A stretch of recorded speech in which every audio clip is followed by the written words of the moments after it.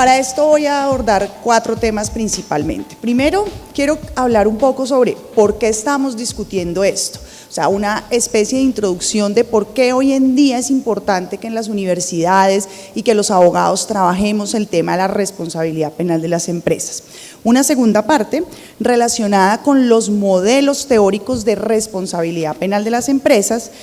Una tercera parte sobre la autorregulación y los programas de cumplimiento, y para concluir y para cerrar, unas discusiones actuales en relación con el tema y en relación con el estado del tema en nuestro país. Entonces, bien, arranquemos con lo primero. ¿Por qué estamos hablando hoy de responsabilidad penal de las personas jurídicas? Porque es importante que discutamos el tema.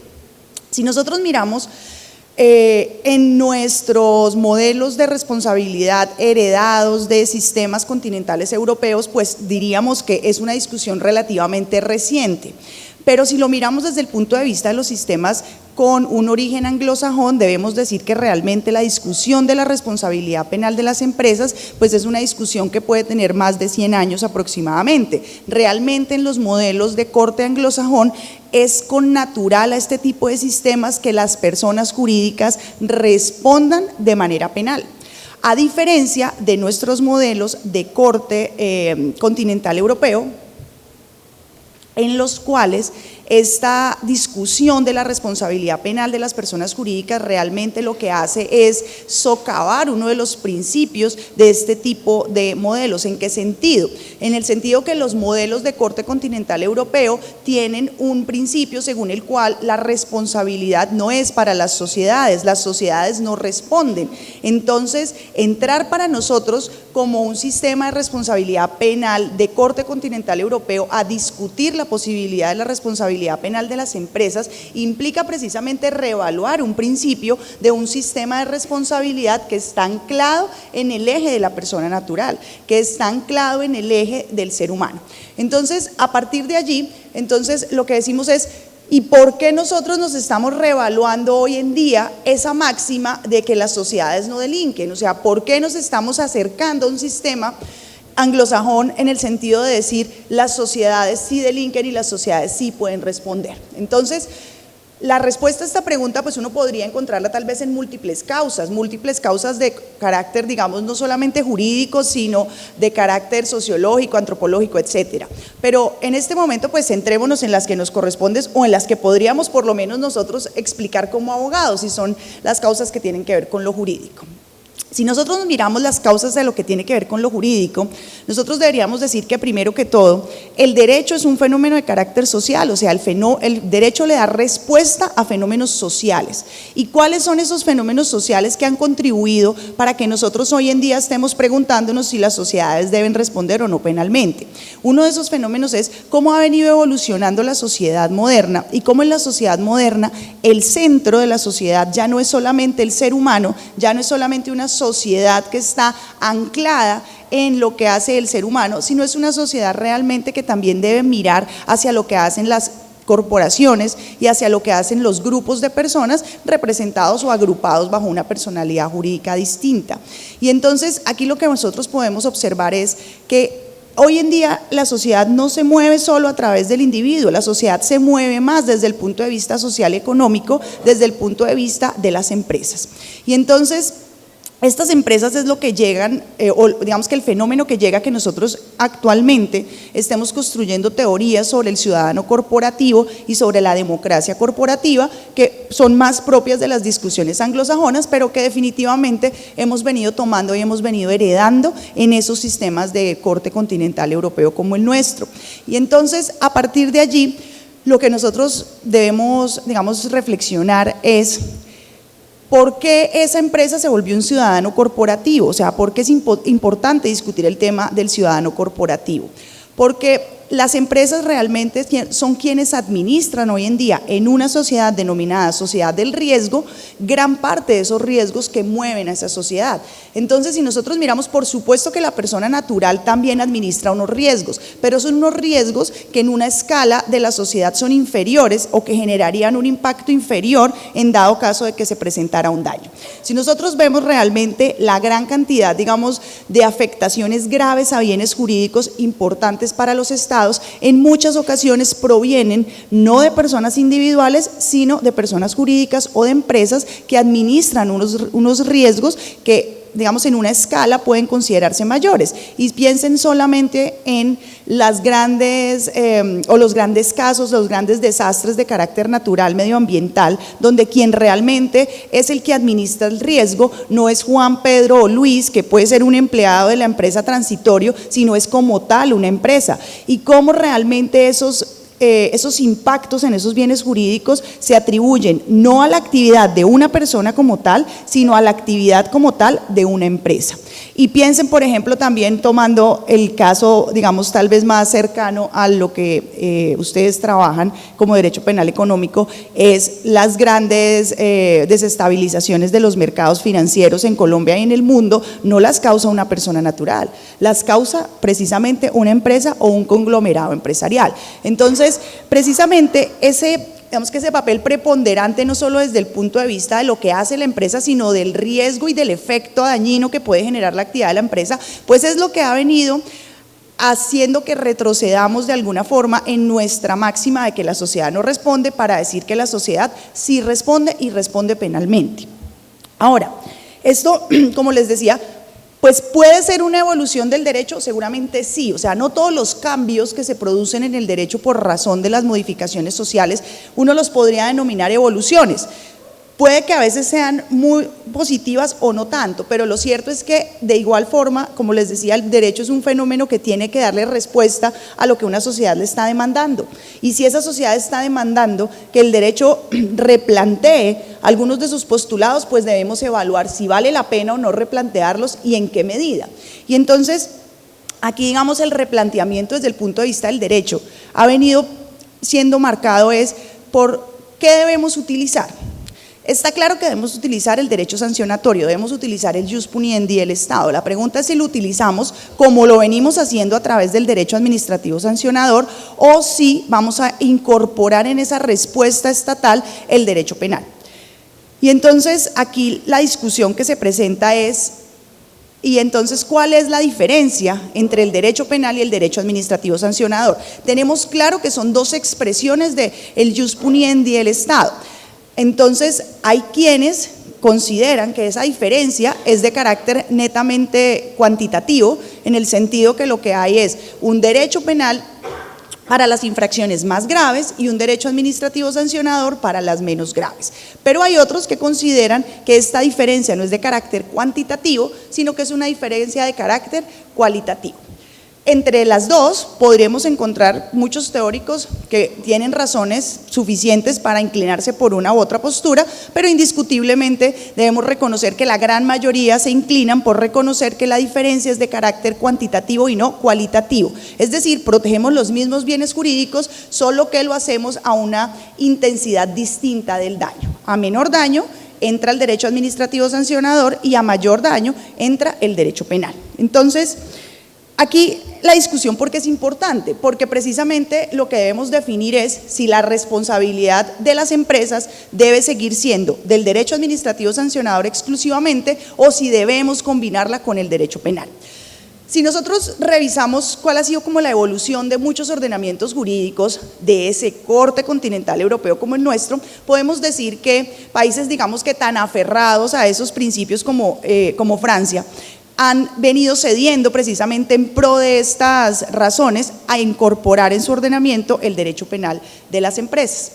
Entonces, la pregunta que ha surgido, y digamos que eso es solo un ejemplo, es, ok, vamos a traer responsabilidad penal de las empresas a unos ordenamientos jurídicos. Entonces, allí entra la segunda parte de la conferencia y es, asumiendo que fuera necesario, la pregunta es, ¿cómo lo vamos a hacer? ¿Cómo vamos a traer una responsabilidad penal de las empresas? ¿Cuál va a ser teóricamente el modelo que vamos a utilizar para atribuir esa responsabilidad penal? ¿Por qué? Porque nosotros no podemos desconocer que indiscutiblemente nuestro derecho penal está fundado sobre el ser humano. Las categorías de la tipicidad, la antijuricidad, la culpabilidad y en general la responsabilidad penal tienen un anclaje subjetivo que tiene como referente indiscutible un proceso que hace el ser humano en su interior. Entonces, si vamos a traer un grupo que se llama persona jurídica a esta responsabilidad, la pregunta es, bueno, Y entonces, ¿cómo hacemos para aplicar un derecho penal que no fue creado para ese tipo de personas? Y entonces, aquí viene, les decía, la segunda parte, y es, entonces, se han creado unos modelos teóricos. Y hago énfasis en que son teóricos por una razón, porque si nosotros vamos a mirar las legislaciones de todos los países que puedan haber incorporado responsabilidad penal de las empresas, pues nosotros podemos encontrar figuras de un modelo o figuras de otro, como pasaría en la vida real con cualquier modelo teórico, que una cosa es lo que se propone en la teoría y otra cosa es lo que pasa digamos que legislativamente. Pero por lo menos desde el punto de vista teórico podríamos identificar dos grandes modelos de responsabilidad penal de la persona jurídica. Los modelos denominados de heterorresponsabilidad o modelos de transferencia o vicariales, y los modelos denominados de autorresponsabilidad o de responsabilidad por el hecho propio. ¿Esto qué significa? Los modelos de heterorresponsabilidad son modelos en los cuales hay una transferencia de responsabilidad del ser humano a la sociedad. Lo que sucede allí es que el hecho que realiza ese ser humano que trabaja para esta empresa se transfiere a la persona jurídica y la responsabilidad recae en la persona jurídica y no en la persona individual. ¿Esto qué requiere? Requiere que tengamos un sujeto acá, persona individual, que trabaje para esa empresa, ya sea en un nivel directivo o no, eso depende del modelo. Lo importante es que el hecho que comete esta persona que trabaja para la persona jurídica se realice en beneficio de la persona jurídica. Entonces, ¿qué implica esto? Si yo tengo un hecho, por ejemplo, de un trabajador X, no importa si su nivel es directivo o no, que se produce en su propio beneficio, aun cuando lo haga en el ejercicio de sus funciones, pues no va a ser un hecho que va a dar lugar a la responsabilidad penal de la empresa. Por ejemplo, si yo como empleado hurto unos elementos de un cliente, supongan ustedes, o me quedo con un dinero de un cliente, pero en mi beneficio, pues ese será un delito común y corriente que nada tiene que ver con la empresa. Pero si yo como empleado de una empresa, por ejemplo, me pongo de acuerdo con un proveedor para que él me dé una compensación o me dé una coima por un contrato, quien se está beneficiando del contrato es la empresa, allí, por ejemplo, sí podemos hablar de un hecho que pueda ser atribuible a la empresa y no a esa persona individual. ¿Por qué? Porque es un hecho que se ha realizado en beneficio de la empresa. Entonces debe haber ese hecho de conexión entre lo que hace el particular y lo que yo le voy a trasladar a la persona jurídica. Ahora, decíamos que puede, depende del modelo, responder solo la persona jurídica por hechos de directivos o por hechos de empleados. ¿Qué es lo importante? Que cuando es por hechos de empleados, ese hecho debió haberse visto favorecido por una falta de vigilancia del directivo. Es decir, el directivo con una omisión de control debió haber, digamos que puesto las condiciones necesarias para que ese trabajador hubiera podido actuar de esa manera. Entonces, aquí lo importante es ver cómo existe una transferencia de este hecho de la persona individual a la persona jurídica y realmente quien responde penalmente es la persona jurídica de manera exclusiva. Aquí no hay concurrencia de responsabilidad de persona natural y persona jurídica, solo responde la jurídica. Y aquí surge precisamente la primera crítica a estos modelos, y es que son modelos que sancionan por el hecho de otro, es decir, son modelos que no respetan el principio básico de que la responsabilidad en materia penal es de manera individual, que es independiente. Entonces, precisamente, para hacerle, digamos, frente a ese tipo de críticas, es que surgen con posterioridad los modelos de autorresponsabilidad. ¿Cuál es la esencia de un modelo de autorresponsabilidad? La esencia de un modelo de autorresponsabilidad es encontrar un fundamento de la responsabilidad de la persona jurídica que sea propio de esa persona jurídica y no que sea de la persona natural. Es decir, buscamos un hecho que se le pueda atribuir a esa persona jurídica de manera exclusiva sin depender de la actuación de la persona natural. Por supuesto que la persona natural siempre va a tener que actuar, pero actúa como un presupuesto más no como un fundamento de la responsabilidad. Miren ustedes que en el anterior yo necesito que la persona natural actúe para transferir la responsabilidad. Aquí yo no necesito que la persona natural actúe para transferir la responsabilidad, sino simplemente como un presupuesto para que se active la responsabilidad penal. ¿Por qué? Porque aquí el hecho que fundamenta la responsabilidad de la empresa no es la acción. del sujeto particular, es la falta de organización de la empresa como tal, y por eso es que aquí se habla de responsabilidad por falta de control o por desorganización empresarial. Digamos que allí podríamos encontrar múltiples formulaciones sobre la culpabilidad de la persona jurídica, pero lo importante es que todas ellas se limitan o más bien se reconducen a un punto en común, y es que sea la forma en la que la empresa se organiza lo que genera como tal la responsabilidad, es decir, la desorganización. Y con esto lo que estamos haciendo es conectar con nuestro tercer punto. ¿Y nuestro tercer punto cuál es? Los programas de cumplimiento y la autorregulación. ¿Por qué la autorregulación? Porque cuando yo estoy diciendo que una empresa es responsable por desorganizarse y que en virtud de esa desorganización se produzcan hechos que son dañinos, lo que estoy diciendo es, lo que me interesa a mí de esa empresa es que se organice correctamente, es decir, que se autorregule de manera correcta. Y la autorregulación aquí juega un papel fundamental, porque la autorregulación de la empresa es lo que en últimas da lugar a que se creen una cantidad de políticas internas y a que la empresa produzca un sistema normativo interno.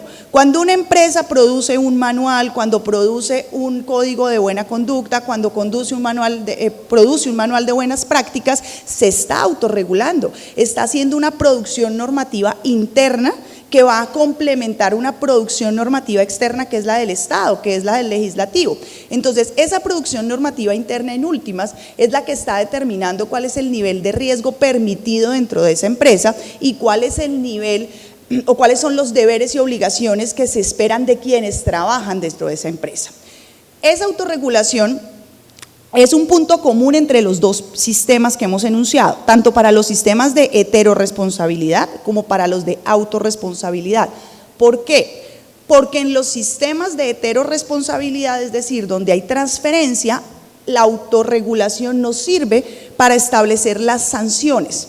Es decir, la autorregulación es un elemento que nos permite a nosotros decir, si yo voy a sancionar a esta empresa por el hecho de este trabajador, pues a la hora de sancionarlo yo debo establecer qué tan grave o no fue el incumplimiento de esa empresa, de sus políticas y de sus normatividades internas. A mayor gravedad, mayor sanción; a menor gravedad, menor sanción. Es decir, la autorregulación y el programa de cumplimiento como sistema normativo de esa empresa me va a servir en la determinación de la sanción. Mientras que en los sistemas de autorresponsabilidad, donde esa autorregulación es el fundamento de la responsabilidad, el incumplimiento o no cumplimiento o cumplimiento más alto o más bajo de esos estándares y esas políticas ya no va a ser un elemento de la sanción, va a ser un elemento del hecho que da lugar a la responsabilidad como tal. Es decir, mientras que en un sistema de heteroresponsabilidad el cumplimiento normativo me va a servir para determinar la sanción, en un sistema de autorresponsabilidad el cumplimiento normativo me va a servir para establecer si existe o no un hecho del cual deba responder esa persona jurídica. Entonces, independientemente de la ubicación en la que lo tengamos, o como fundamento de la responsabilidad o como consecuencia, como factor para determinar sanción, lo cierto es que la autorregulación está presente en los dos sistemas. Es indiscutible que la autorregulación juega un papel importante en cualquiera de esos sistemas. Y entonces, aquí les decía, conectamos con el tercer punto con el que dijimos que íbamos a trabajar. Y el tercer punto que dijimos es autorregulación y programas de cumplimiento.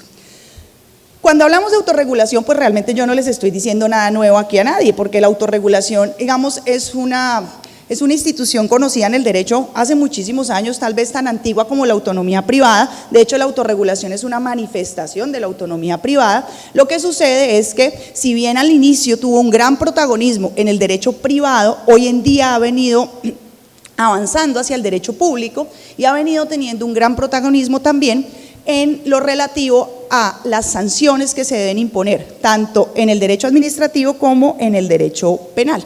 ¿En qué sentido?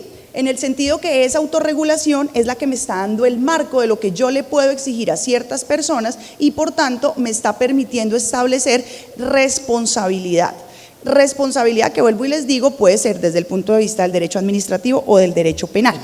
Y entonces aquí hablamos vuelvo y les digo, teóricamente por lo menos de dos clases de autorregulación. Hablamos de la autorregulación pura o la autorregulación voluntaria y de la autorregulación regulada. ¿Cuál es la diferencia? En la autorregulación pura, lo que nosotros tenemos es una voluntad de esa empresa de autorregularse, de darse sus propias políticas sin que nadie le diga usted tiene que regularse. Hacemos simplemente un ejercicio, una manifestación de la libertad de empresa consagrada en la Constitución, y si queremos formar una empresa y queremos ser transparentes con nuestro mercado, transparentes con nuestros consumidores, transparentes con nuestros proveedores, como empresa nos autorregulamos y decimos vamos a crear unas normas y vamos a crear unas políticas internas en este sentido. Y eso es vinculante para nosotros porque hemos decidido como empresa crearlo. En la autorregulación regulada por oposición, lo que tenemos es una norma estatal que nos dice que debemos regularnos o cómo debemos regularnos o qué aspectos específicos debemos regular. Digamos que esa autorregulación regulada puede tener una diferente intensidad de acuerdo al nivel de regulación que exija el Estado. Pero lo importante es saber que existen diferentes formas de autorregulación regulada y que la diferencia con la voluntaria es que en la autorregulación regulada hay una presencia del Estado. Ahora, ¿esto en qué, digamos, qué efectos tiene? Tiene efectos en la responsabilidad. ¿Por qué? Porque cuando el Estado a mí me dice, por ejemplo en el tema de SARLAF, me dice en sistema de prevención de lavado de activos y de financiación de terrorismo, me dice es que usted tiene que crear unas regulaciones en estos sectores empresariales que le interesan al Estado, con estos puntos o que aborde estos puntos, pues cuando yo dejo de abordar esos puntos o lo hago de manera deficiente, va a surgir una responsabilidad para mí como empresa, que es lo que digamos nos interesa, aun cuando también surja para el particular, pero va a surgir una responsabilidad como empresa. Entonces miren ustedes cómo cuando yo quedo libre de regularme, pues no hay un estándar puesto por el Estado, mientras que cuando yo estoy bajo una autorregulación regulada, tengo que cumplir un estándar que me da el Estado. Ahora, de aquí surge también el concepto del compliance, que de alguna manera lo hemos venido diciendo. Realmente el compliance es un sistema normativo dentro de la empresa, es la misma producción normativa que existe dentro de una empresa o dentro de un grupo empresarial. ¿Y eso para qué le sirve a una empresa? Eso le sirve desde el punto de vista de su negocio y le sirve desde el punto de vista jurídico. Desde el punto de vista de su negocio, por supuesto que es una forma de organizarse, y desde el punto de vista jurídico es una forma de colaborar con el Estado y de responder, digamos, a esas obligaciones que se generan de esa libertad de empresa que tiene. Entonces, y a partir de allí se desprende nuestro doble uso en el derecho de las normas producto de esa autorregulación, es decir, del sistema de cumplimiento. ¿Por qué? Porque si estamos hablando de un sistema de derecho administrativo sancionatorio, pues lo que debemos decir es que necesariamente allí vamos a utilizar ese sistema normativo interno para establecer el alcance de la falta o de la ilicitud desde el punto de vista del derecho administrativo. Entonces, si yo quiero saber si esa empresa cumplió o no con el régimen del SARLAF, pues necesariamente voy a tener que acudir a esa política interna. No solamente voy a acudir a la norma del Estado, sino que voy a tener que acudir a la forma en la que esa empresa reguló específicamente ese tema. Y entonces a partir de allí voy a establecer, vuelvo y les digo, no solo la ilicitud del comportamiento, sino voy a poder determinar la sanción. Ahora, si estamos en el derecho penal lo mismo, pero ya obviamente va a ser para determinar la tipicidad de un delito, porque voy a establecer el nivel de riesgo permitido, y va a ser para eventualmente establecer o determinar la sanción de la persona jurídica en caso de que estemos hablando de responsabilidad de persona jurídica. Pero aun cuando yo no esté hablando de responsabilidad de la persona jurídica, voy a tener que referirme a esas normas, porque cuando yo analizo la responsabilidad del trabajador de esa empresa, sea directivo o no, necesariamente yo voy a tener que remitirme a esas políticas. Entonces, si yo quiero saber si hay una omisión de control en el lavado, si yo quiero saber si hay un lavado, si yo quiero saber si existe algún delito de carácter contra el orden económico y social. Seguramente la pauta del riesgo permitido está ahí dentro de ese programa de cumplimiento normativo que tiene la empresa. Entonces, allí yo voy a tener que recurrir para poder establecer cuál es el riesgo permitido y poder saber cuál va a ser la tipicidad de ese comportamiento. Entonces, miren ustedes cómo termina ejerciéndose casi que una colaboración entre Estado y entre persona jurídica, en la medida que la persona jurídica, al autorregularse, le está suministrando al Estado las herramientas necesarias para que sea el Estado el que determine si hay una infracción o no que dé lugar a una responsabilidad de persona natural o de persona jurídica. En cualquiera de los dos niveles de responsabilidad se puede utilizar. Y entonces, con esto miremos, bueno, y entonces, ¿cuáles son las discusiones actuales de eso? Porque eso teóricamente pues puede tener un encaje perfecto, pero si uno lo viene a ver en la vida real, pues tal vez no encaja tan perfecto. Y entonces, ¿qué discusiones ha generado ese tipo de posturas? La primera es, ¿qué tanto sirve los programas de cumplimiento impuestos o los programas de cumplimiento voluntarios? ¿Por qué? Y aquí estoy haciendo referencia a esa autorregulación pura de la que hablamos o voluntaria y a esa autorregulación regulada. En Estados Unidos el tema ya tiene muchos años, como lo hemos hablado, es una discusión que ellos ya han ido y han vuelto, y ellos lo que han detectado es que en la autorregulación es más eficiente la autorregulación voluntaria que la autorregulación regulada. ¿Por qué? Porque cuando yo le digo a una empresa o un sector empresarial, regúlese de esta manera, que si usted se regula de esta manera no va a tener responsabilidad después. Entonces, ¿la empresa qué hace? Pues la empresa llena unos formatos como se lo digan, sirvan o no sirvan para lo que se busca. Lo cierto es que lo hace, ¿por qué? Porque el día de mañana, cuando tenga que enfrentar un proceso de responsabilidad administrativo o penal, la empresa va a decir, usted como Estado me dijo que yo me regulara, de esta manera, ahí están todos sus formatos, vaya busque, vaya mire todos los papeles, yo no tengo responsabilidad. ¿Cumplí? Sí, cumplí formalmente, pero materialmente puede que esa norma no fuera la adecuada para contener mi riesgo. ¿Por qué? Porque estamos hablando de empresas y actividades económicas que pueden tener o que pueden generar riesgos distintos, y entonces seguramente la política de cumplimiento y la política de administración de riesgo puede que no sea igual, o seguramente no va a ser igual, por ejemplo, para una farmacéutica que para una petrolera. Pero como el estándar del Estado muchas veces es uno solo, entonces yo lo que hago es simplemente estandarizar y llenar formatos. Entonces ellos que han concluido han dicho, mire, si usted lo hace a través de una autorregulación impuesta, lo que está es arriesgando la efectividad de la autorregulación como un sistema para que las empresas colaboren con el Estado en la administración del riesgo, porque realmente a la empresa en últimas lo que le termina importando es cumplir con lo que el Estado le dice, con independencia de que eso funcione o no para administrar su riesgo. Mientras que en las autorregulaciones voluntarias son más sinceras, en el sentido que cuando una empresa se autorregula, voluntariamente lo hace atendiendo específicamente sus necesidades y no tratando de cumplir lo que una norma dice que se debe cumplir. Entonces miren ustedes cómo allí, por ejemplo, la discusión hoy en día en unos es si nos vamos por la voluntaria o si nos vamos por la impuesta. En Europa especialmente está más en boga la impuesta. Por ejemplo, los españoles han manejado un sistema de autorregulación impuesta, mientras que quienes, como les decía, están en unos sistemas anglosajones ya fueron, ya volvieron y ya están replanteando esa consideración. Ahora, la otra discusión actual es, bueno, impuesta o voluntaria, como lo solucionemos, lo cierto es que subsiste otro problema y es, ¿puede ser realmente esa norma privada, ese compliance, esos programas de cumplimiento de origen privado, una fuente válida de derecho?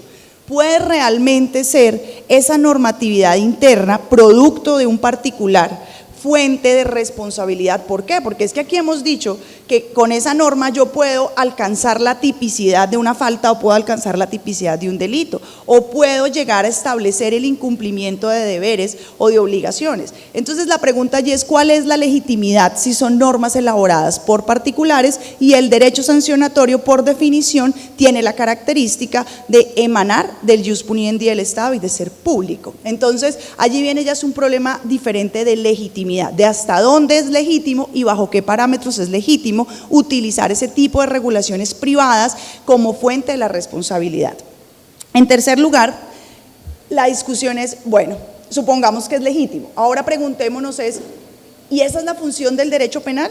ahora sí ya hablando solo de derecho penal, ¿es función del derecho penal tratar que las empresas colaboren y se autorregulen correctamente, o eso es una función del derecho administrativo y lo que estamos haciendo como derecho penal es traer el mensaje y el efecto simbólico del derecho penal para lograr reforzar ese mensaje? Tal vez, y de hecho muchos autores han llegado a la conclusión de que en última sí, es eso lo que quieren al utilizarlo, y es traer ese mensaje del derecho penal que es mucho más efectivo, entre comillas por supuesto, que el mensaje del derecho administrativo sancionador. Y con esto por supuesto que estamos mezclándole un problema pues muy actual, y ustedes lo conocen, que esto no solo es de responsabilidad penal de las empresas, sino en general de todo el derecho penal, que es el tema del populismo punitivo.